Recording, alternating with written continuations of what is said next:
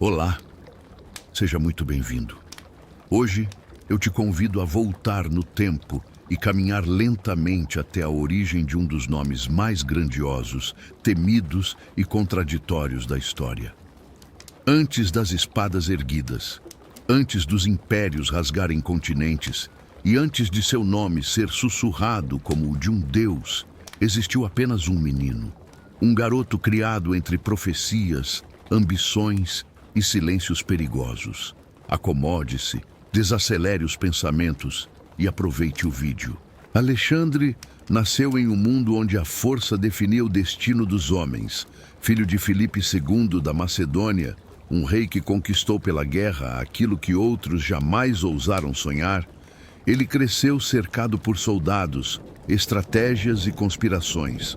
Mas foi dentro dos muros do palácio que sua mente começou a ser moldada de forma ainda mais profunda. Sua mãe, Olímpia, não o criou como um simples herdeiro. Desde cedo, sussurrava-lhe uma ideia que nunca mais o abandonaria. Ele não era apenas filho de um rei, era filho de Zeus. Essa crença, repetida como um segredo sagrado, plantou em Alexandre algo poderoso e perigoso: a sensação de que o mundo lhe devia grandeza. Ainda criança, Alexandre já demonstrava uma inquietação incomum. Ele não aceitava respostas simples, não tolerava limites e se enfurecia com a ideia de ser comparado a qualquer outro homem. Enquanto Filipe o treinava para a guerra, ensinando-lhe disciplina, estratégia e autoridade, Alexandre observava tudo com um olhar crítico, quase impaciente, como se estivesse sendo preparado para algo maior do que o trono da Macedônia. Foi então que Aristóteles entrou em sua vida.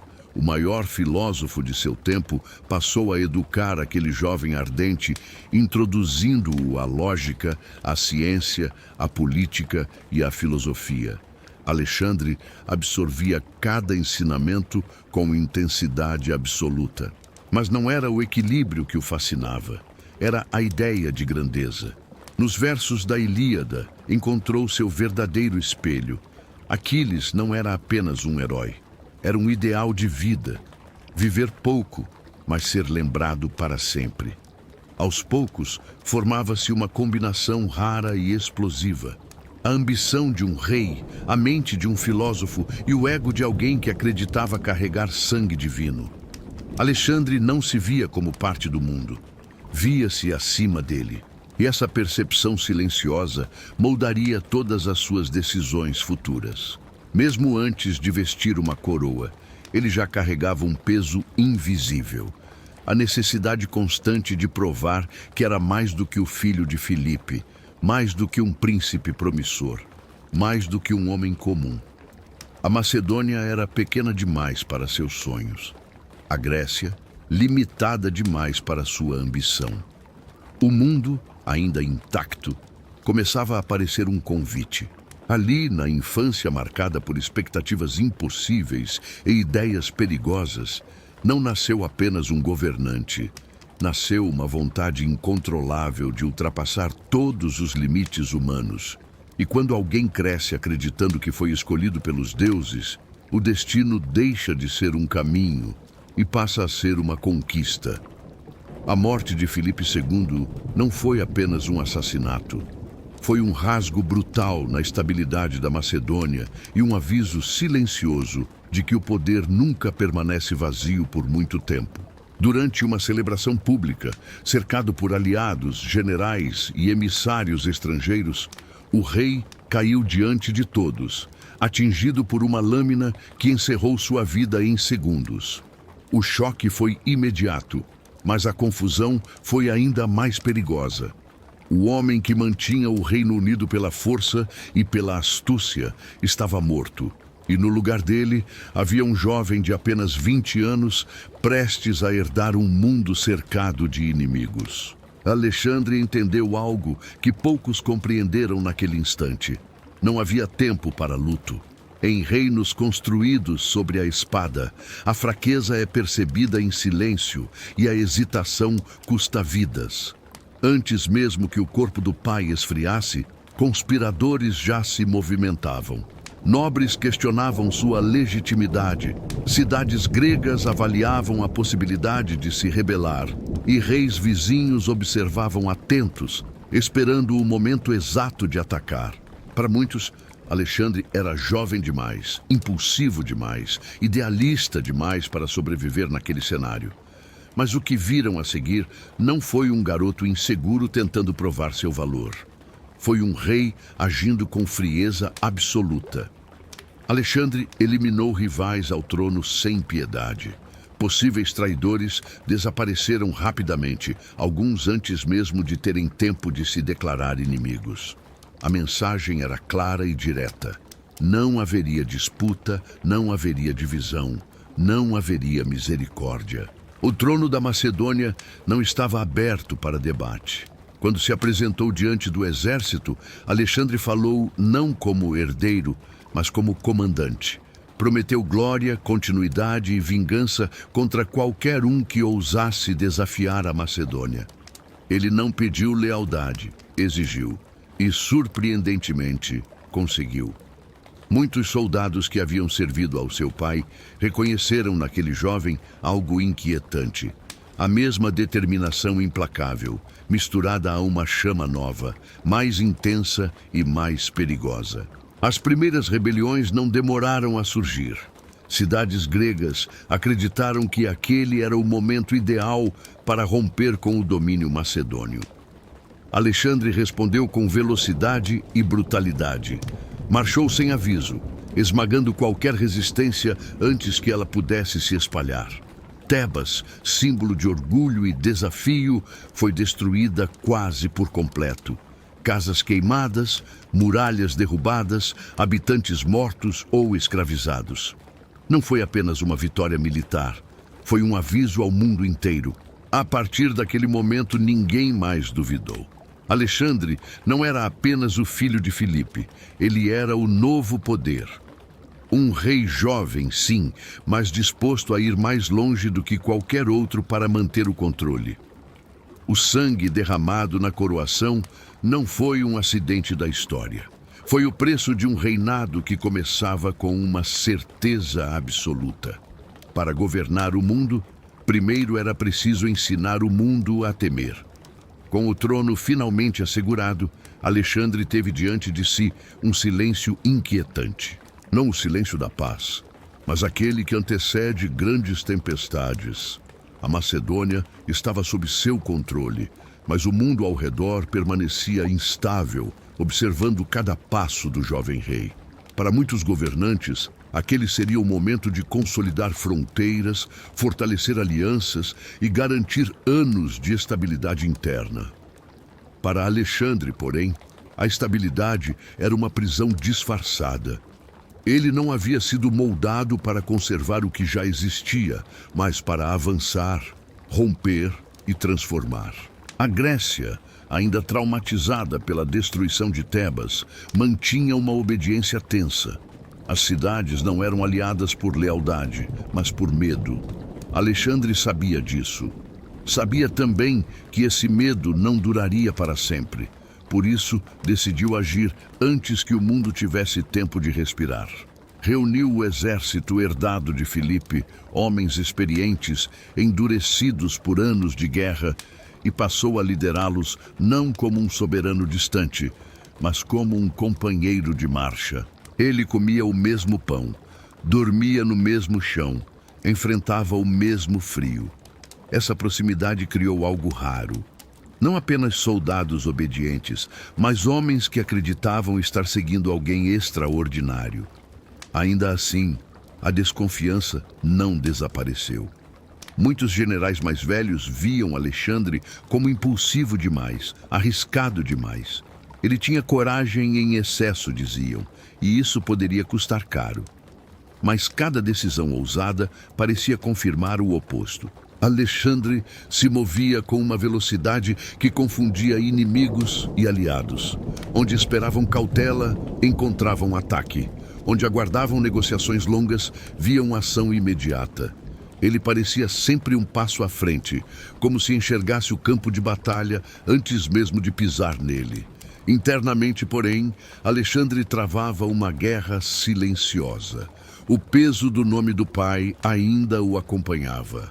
Filipe II havia sido um gigante, e Alexandre sentia a necessidade constante de provar que não apenas o igualaria, mas o superaria.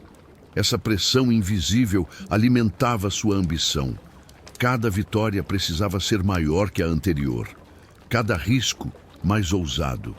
Ele não buscava apenas respeito, buscava admiração eterna. Foi nesse período que sua visão começou a se expandir de forma irreversível. Alexandre passou a olhar para o Império Persa não como um inimigo distante, mas como um destino inevitável.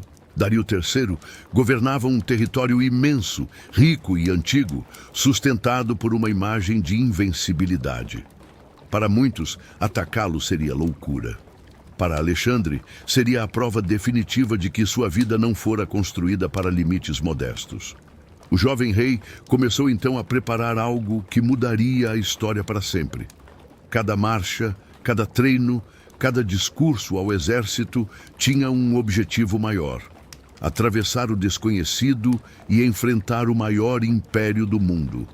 Seus homens sentiam isso, alguns com entusiasmo, outros com medo. Mas todos sabiam que não havia retorno possível. Naquele momento, Alexandre deixou de ser apenas um rei consolidando o poder. Tornou-se um desafio vivo à ordem do mundo. Um jovem decidido a provar que idade, tradição e tamanho não significavam nada diante de uma vontade inabalável. O mundo ainda não sabia, mas já estava prestes a ser testado e quebrado por alguém que não aceitava viver à sombra de ninguém. Ao atravessar o Helesponto, Alexandre não pisou apenas em solo asiático. Ele entrou conscientemente no território do mito, da memória e da profecia. Cada passo que dava carregava o peso das guerras antigas entre gregos e persas, histórias que ele ouvira desde a infância, narradas como feridas abertas da civilização helênica. Agora, era ele quem caminhava para transformar essas lendas em realidade. A invasão da Ásia não começou com uma grande batalha, mas com um gesto simbólico. Alexandre lançou sua lança em terra firme, como se reclamasse aquele continente em nome do destino. O avanço foi rápido, quase imprudente. Cidades caíam antes mesmo de compreenderem quem as atacava. A disciplina macedônia, combinada com a ousadia do jovem rei, criava um efeito devastador. Mas não era apenas a força das armas que impressionava. Alexandre sabia usar o teatro do poder. Ele se apresentava como libertador para os gregos da Ásia Menor, como herdeiro legítimo de heróis antigos e até como escolhido dos deuses. Cada narrativa era moldada conforme o público, e todas serviam ao mesmo propósito: enfraquecer o inimigo antes mesmo do combate. Foi na cidade de Górdio que o mito encontrou o homem. Ali repousava o famoso nó gordiano, uma corda intrincada ligada a uma antiga profecia. Aquele que conseguisse desatá-la estaria destinado a governar a Ásia. Reis e conquistadores haviam tentado, falhado e partido. Alexandre observou o nó em silêncio. Para alguns relatos, ele tentou desatá-lo por meios tradicionais. Para outros, impaciente, sacou a espada e o cortou em um único golpe. Verdade ou lenda, pouco importava. O gesto dizia tudo sobre ele. Alexandre não nasceu para seguir regras antigas. Ele estava ali para quebrá-las. A notícia se espalhou como fogo. Para seus homens, aquilo era um sinal divino. Para seus inimigos, um presságio inquietante. Alexandre soube explorar esse momento com precisão. Não permitiu dúvidas. Se o destino exigia soluções impossíveis, ele as criaria. Se os deuses falavam em enigmas, ele responderia com ação. O nó não fora apenas cortado, fora redefinido. A partir desse ponto, a campanha ganhou um ritmo quase sobrenatural. Alexandre avançava como se fosse guiado por algo além da razão. Cada vitória alimentava sua convicção de que não era apenas um rei, mas um instrumento do destino. Seus soldados começavam a acreditar nisso também. Não marchavam apenas por ouro ou glória, mas por uma narrativa maior, onde cada batalha parecia escrita antes mesmo de acontecer. No entanto, esse poder simbólico tinha um preço. Quanto mais Alexandre se via como escolhido, mais distante ficava da prudência comum. O risco passou a ser parte essencial de sua identidade. Ele avançava onde outros recuariam, confiando que o medo era um obstáculo menor do que a hesitação. A Ásia, vasta e desconhecida, começava a se dobrar diante dele, não apenas pela espada, mas pela crença de que resistir era inútil. Assim, naquele momento silencioso após o nó cortado, algo se rompeu para sempre. Não apenas uma profecia antiga, mas a própria fronteira entre homem e mito. Alexandre já não era visto apenas como um conquistador. Tornava-se, pouco a pouco, uma força inevitável. E a Ásia, sem saber, havia acabado de aceitar o desafio de um homem que não acreditava em limites. Após as vitórias que abriram as portas da Ásia, Alexandre voltou seus olhos para o sul, em direção a uma terra antiga, silenciosa e carregada de mistério. O Egito não era apenas um território estratégico, era um símbolo. Ali reinavam faraós há milênios, homens considerados deuses vivos, ligados diretamente ao céu e à eternidade. Entrar no Egito significava algo maior do que conquistar cidades. Significava tocar o coração sagrado da história humana. A chegada foi surpreendentemente pacífica. Os persas, odiados pela população local, retiraram-se sem resistência significativa. O povo egípcio recebeu Alexandre não como invasor, mas como libertador. Sacerdotes o saudaram com rituais antigos. Multidões o observavam com reverência, e o jovem rei percebeu rapidamente o poder daquele momento. Ele não impôs seu domínio à força. Aceitou-o como se sempre tivesse lhe pertencido. Em Mênfis, Alexandre foi coroado faraó segundo os ritos tradicionais. Não como um governante estrangeiro, mas como herdeiro legítimo dos deuses do Nilo. Para seus soldados macedônios, aquilo parecia excessivo. Para os egípcios, era inevitável. Alexandre compreendeu algo fundamental. O poder verdadeiro não estava apenas na espada, mas na fé coletiva. E ali, essa fé tinha forma divina. Mas sua jornada no Egito não terminou ali.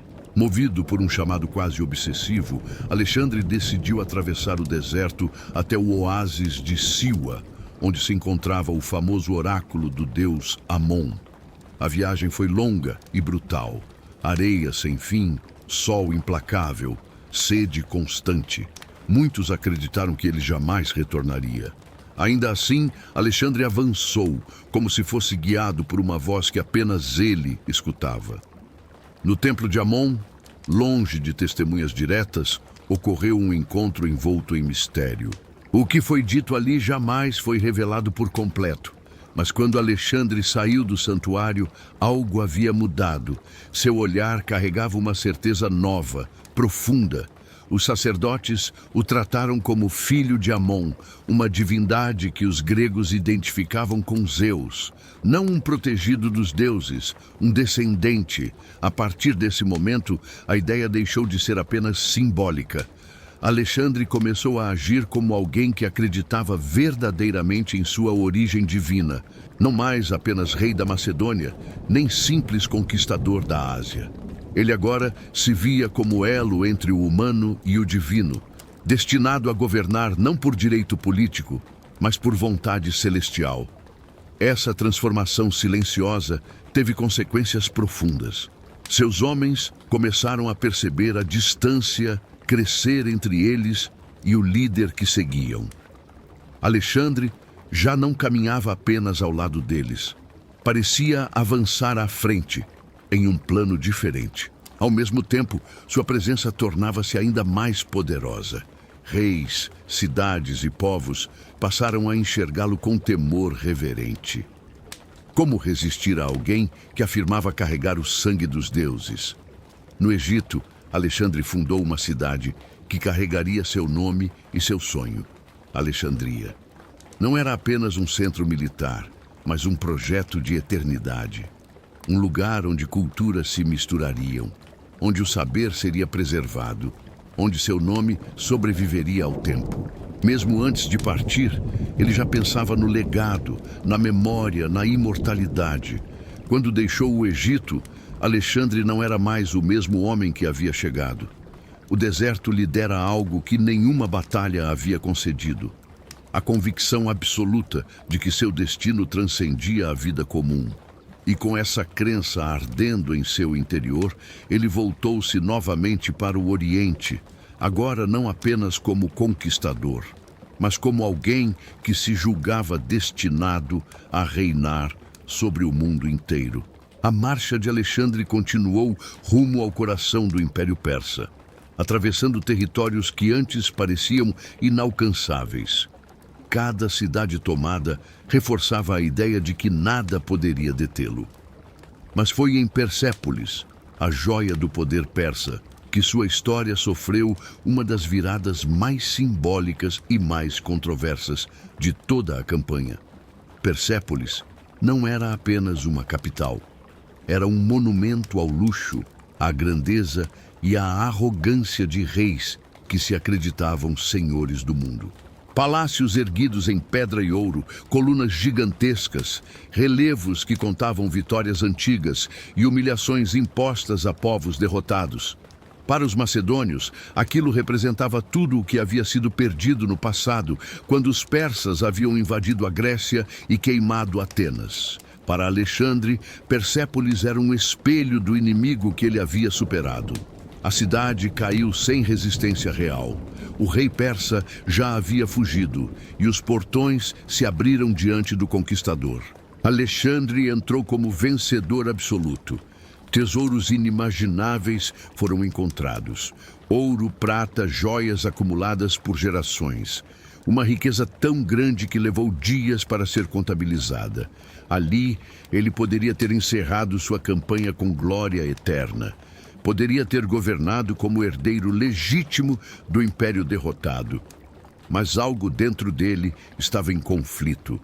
Durante dias, Alexandre caminhou pelos palácios persas, observando os símbolos de poder dos reis que haviam se proclamado invencíveis. A linha entre admiração e desprezo tornou-se tênue.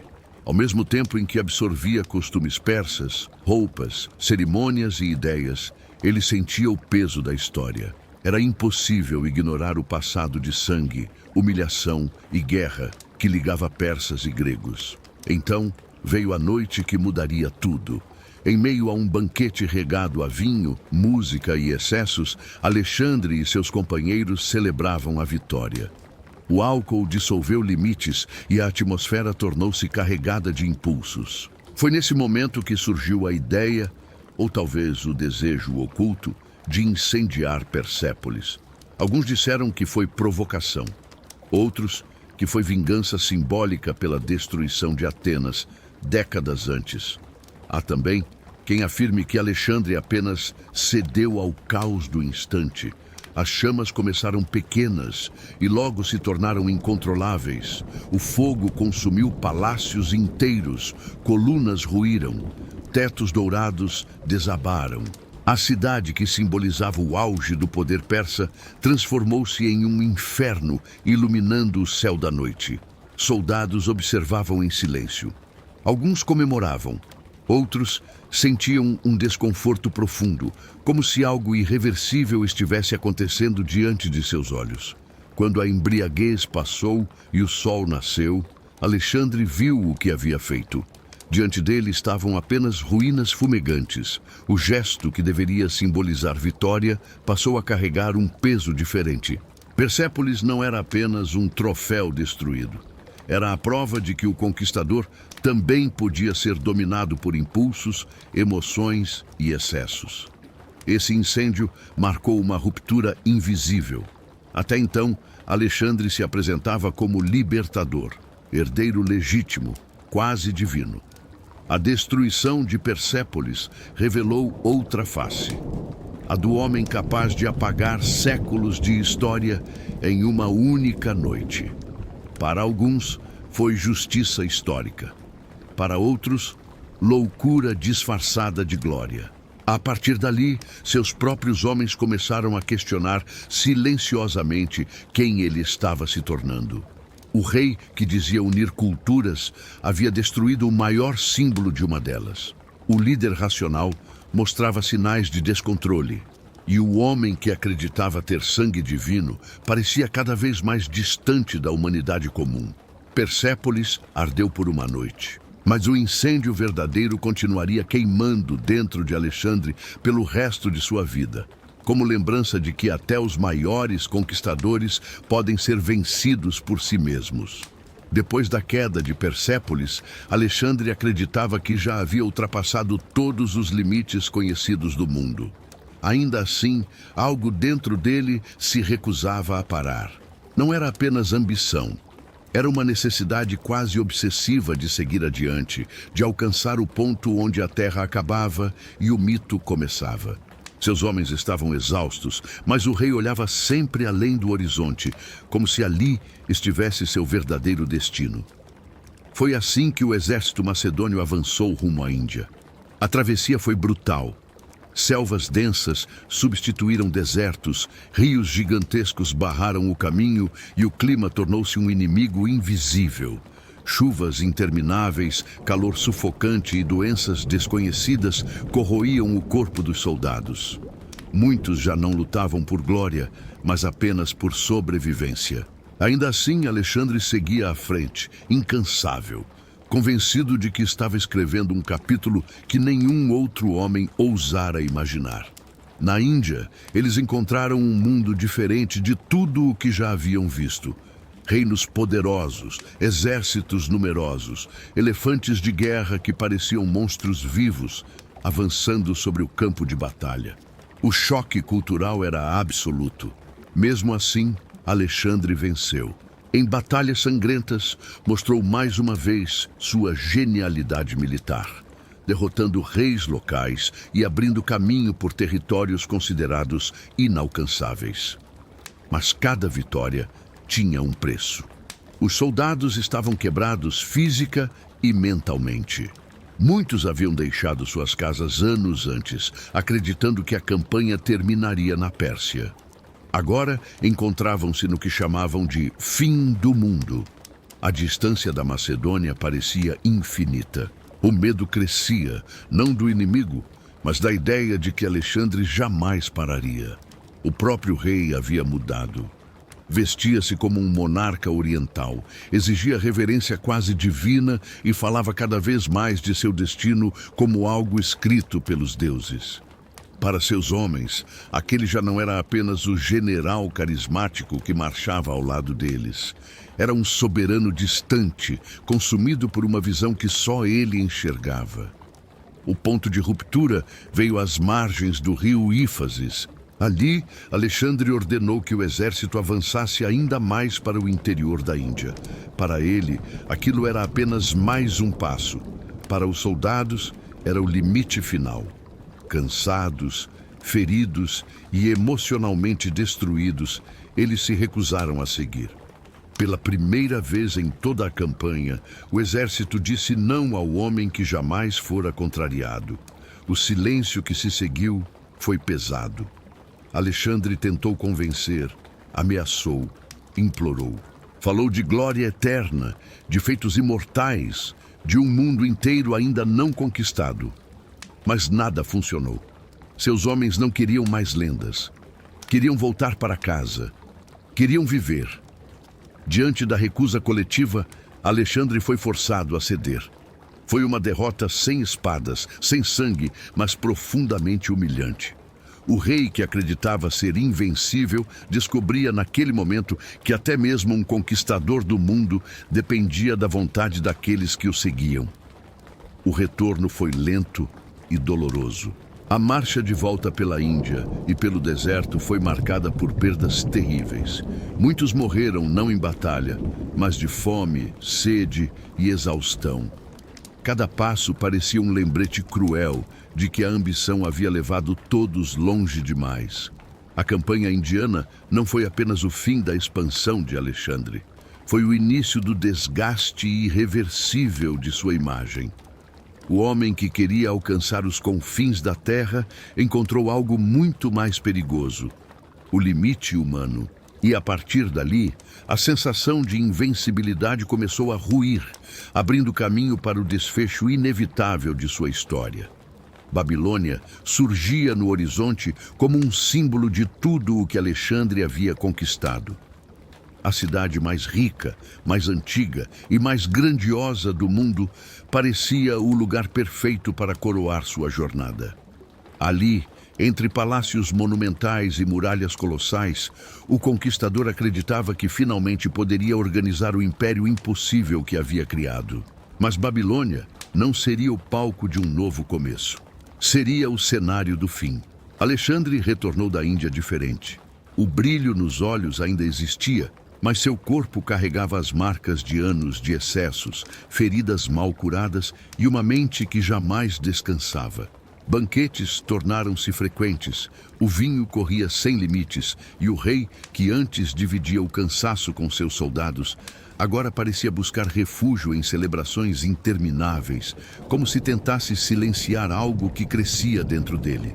Mesmo assim, seus planos eram grandiosos. Falava em novas campanhas, em conquistar a Arábia, talvez o Ocidente desconhecido. Sonhava com uma fusão definitiva entre Oriente e Ocidente, um mundo governado por uma única visão, a sua. Para muitos, Alexandre já não era apenas um homem. Era tratado como um deus vivo, filho de Zeus Amon, alguém destinado a reinar além da vida comum. Foi durante um desses banquetes que tudo começou a desmoronar. Uma febre súbita o atingiu. No início, ninguém se alarmou. Alexandre já havia sobrevivido a ferimentos mortais, doenças e batalhas que teriam derrubado qualquer outro homem. Mas os dias passaram e a febre só aumentava. Seu corpo enfraquecia rapidamente. O conquistador do mundo mal conseguia ficar em pé. Os generais observavam em silêncio, tomados pelo medo. Um império daquele tamanho dependia inteiramente de um único homem. E esse homem estava morrendo. Alexandre perdeu a voz. Incapaz de falar, comunicava-se apenas com gestos. Seus soldados desfilaram diante de seu leito, um a um, em absoluto silêncio. Muitos choravam. Outros apenas olhavam, tentando aceitar que aquele que os levara aos confins da terra agora não tinha forças nem para erguer a mão. Quando perguntaram a quem deixaria o império, a resposta foi curta, quase um sussurro: ao mais forte. Essas palavras selaram o destino do mundo que ele havia criado. Alexandre morreu em Babilônia com apenas 32 anos. O homem que derrotara reis, derrubara impérios e mudara o curso da história, não deixou herdeiro preparado, nem um plano claro para o futuro. Sua morte foi tão abrupta quanto sua ascensão, e o vazio que deixou foi imediato. Após seu último suspiro, o mito começou a superar o homem. Alguns diziam que ele fora envenenado. Outros acreditavam que os deuses o haviam reclamado de volta. Para muitos, Alexandre jamais morreu de verdade. Apenas deixou o mundo dos mortais cedo demais. Seu corpo foi disputado como um tesouro sagrado. Seus generais, antes unidos sob sua liderança, voltaram-se uns contra os outros. Guerras explodiram, alianças ruíram e o império se fragmentou em pedaços sangrentos. O sonho de um mundo unificado morreu junto com ele. Ainda assim, seu legado permaneceu. Cidades com seu nome surgiram por todo o mundo antigo. A cultura grega espalhou-se por continentes. Ideias, línguas e costumes se misturaram de forma irreversível. Alexandre não apenas conquistou territórios, ele remodelou a própria noção de civilização. No fim, Alexandre tornou-se exatamente aquilo que sempre buscou: uma lenda eterna. Um homem que viveu rápido demais, sonhou grande demais e queimou como uma estrela. brilhante, intensa e impossível de esquecer. Após a morte de Alexandre em Babilônia, algo estranho aconteceu. O maior conquistador da história estava morto, mas o mundo se recusava a deixá-lo partir. Seu corpo, ainda jovem, ainda poderoso mesmo na imobilidade, tornou-se imediatamente um objeto de disputa política, simbólica e quase religiosa. Nos primeiros dias, algo chamou a atenção de todos. O corpo não se decompunha. O calor da Babilônia era implacável, mas Alexandre permanecia intacto. Para muitos, isso não era natural. Era um sinal, um indício de que ele não era apenas um homem comum. Os soldados cochichavam, os sacerdotes murmuravam preces, e o mito começava a se solidificar enquanto o cadáver ainda respirava lenda. Os generais sabiam que quem controlasse o corpo controlaria o legado. Não era apenas uma questão de respeito, era poder puro. Ser associado fisicamente a Alexandre significava herdar parte de sua autoridade. Seu corpo tornou-se uma relíquia antes mesmo de ser enterrado. Foi decidido que ele seria levado à Macedônia, sua terra natal. Mas o destino nunca foi cumprido. Durante o trajeto, Ptolemeu, um de seus generais mais astutos, desviou o cortejo fúnebre para o Egito. Não foi um gesto impulsivo. Foi um movimento calculado, frio e genial. Ao levar o corpo de Alexandre para o Egito, Ptolemeu transformou-se no guardião direto do mito. Ele não herdou o império, herdou o símbolo. Alexandre foi enterrado primeiro em Mênfis e depois em Alexandria, a cidade que levava seu nome. Seu túmulo tornou-se local de peregrinação. Reis, imperadores e conquistadores viajaram quilômetros apenas para vê-lo. Júlio César chorou diante de seu sarcófago. Augusto, séculos depois, colocou uma coroa de ouro sobre sua cabeça mumificada. O homem que havia conquistado o mundo agora reinava imóvel, mas eterno. Enquanto isso, longe de seu corpo, o império se dissolvia. Sem Alexandre, não havia cola que sustentasse tamanha ambição. Seus generais, antes irmãos de armas, tornaram-se inimigos mortais. Guerras intermináveis devastaram as terras que ele havia unificado. Cada um dizia agir em nome de Alexandre, mas todos lutavam por si mesmos. O corpo permanecia em silêncio enquanto o mundo ardia. Com o tempo, o túmulo desapareceu. Ninguém sabe exatamente onde Alexandre repousa hoje. Alguns dizem que foi destruído. Outros acreditam que ainda está escondido sob camadas de história, esquecido por um mundo que ele mesmo criou. Mas talvez isso seja irrelevante. Porque Alexandre deixou de pertencer à terra. Seu corpo virou lenda. Sua ausência virou presença. Ele passou a existir não mais como carne, mas como ideia. Um símbolo eterno do limite humano sendo ultrapassado e pago com a própria vida. Alexandre morreu jovem, mas nunca envelheceu na memória do mundo. Permaneceu para sempre no auge, invencível, intocável, imortal. Com o passar do tempo, Alexandre deixou de ser apenas uma figura histórica e passou a ocupar um espaço quase sobrenatural na memória humana. Sua vida curta, intensa e violenta foi transformada em lenda, porque o mundo precisava explicar o inexplicável. Como um único homem, ainda tão jovem, foi capaz de dobrar continentes inteiros à sua vontade. Mas por trás das estátuas, dos títulos divinos e das histórias exageradas, existia alguém profundamente humano, marcado por inseguranças, expectativas esmagadoras e uma fome insaciável de reconhecimento. Alexandre cresceu carregando o peso de ser extraordinário antes mesmo de entender quem era. Filho de um rei temido e educado por um dos maiores filósofos da história, ele nunca teve o direito de ser comum. Desde cedo aprendeu que a mediocridade era uma forma de morte. Cada vitória precisava superar a anterior. Cada conquista precisava ser maior. E quando não havia mais inimigos claros, ele passou a lutar contra o próprio limite da realidade.